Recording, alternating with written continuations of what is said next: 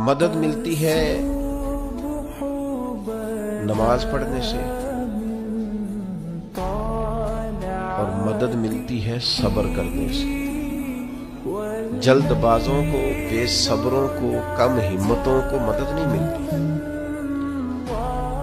जो हिकमत से ज्यादा जज्बातियत के कायल हों, तदब्बुर और फहम और फिरासत की बजाय जल्दबाजी उनका मिजाज हो, उनको मदद कैसे मिलेगी?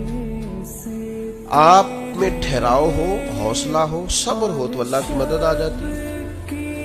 कुरान मजीद ने फरमाया, या अय्युहल्लज़ीना आमनुस्तईनु बिस्सब्रि वस्सलात, ऐ ईमान वालो सब्र और नमाज से मदद मांगो, ये तुम्हारे मददगार हैं।